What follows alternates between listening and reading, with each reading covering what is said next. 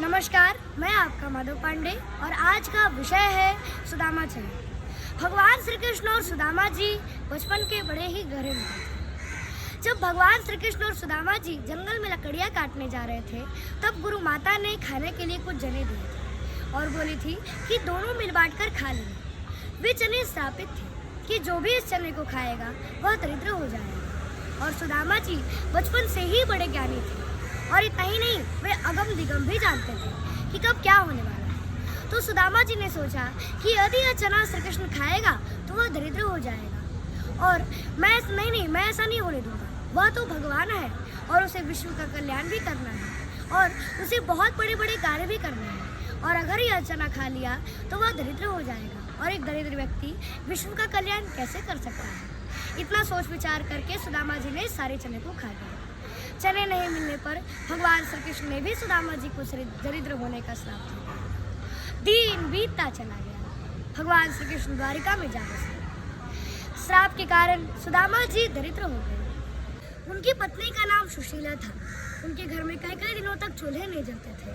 उनके बच्चे भूख से तड़पते हुए रोटी बिलखते सो जाते थे। घर की दुर्दशा उनसे देखी नहीं जाती थी, फिर भी कृष्ण कृष्ण कृष्ण कहे जाते थे। सुदामा जी गरीब जरूर थे, लेकिन वे दिल के बहुत बड़े हुए थे।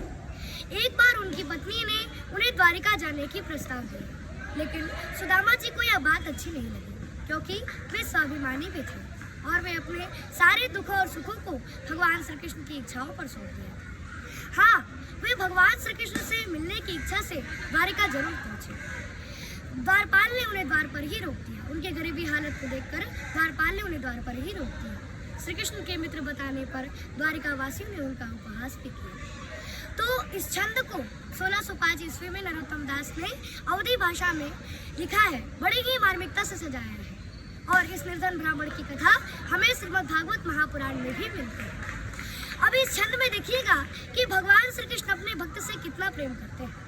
भगवान श्री कृष्ण ने अपने मुख से सुदामा जी के पैर का कांटा निकाला। ये भगवान के अलावा और कौन कर सकता है। शीस पगान जगा तन में प्रभु जाने को आगे बसे के ही ग्रामा। धोती फटी सी लटी दुपट्टी अरु पाया बानर को नहीं सामा। द्वार खड़े द्विज दुर्बल एक रयो चकी सो बसुधा विरामा। पूछत दीन दयाल को धाम बतावत आपनु नाम सुदामा। ऐसे बेहाल विबाई ने सो पग कंटक जाले लगे गुनी जोए। हाय महासुख पायो सखा तुम आए तेन कीते दिन खोए। देखी सुदामा के दिन दशा करुणा करे के करुणा निधि रोए। पानी परात को हाथ छुयो नहीं नैनन के जल से पग धोए। पानी परात को हाथ छुयो नहीं नैनन के जल से पग धोए। दोहा, कुछ भाभी हमको दियो सो तुम काहे न देत। चाबी पोटरी काक में रह गए के हेतु।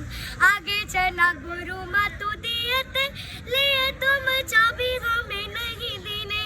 शाम के हो मुस्काय सुदामा सो चोरी की बान में हो जो प्रवीणे। पोटरी काक में छाप रहे तुम खोलत नाही सुधार सभी ने। पाछिली बानी अजो न तजो तुम तैसे ही भाभी के तंदुल किन्हे। पाछिली बाली अजो न तजो तुम तैसे ही भाभी के तंदुल किन्हे।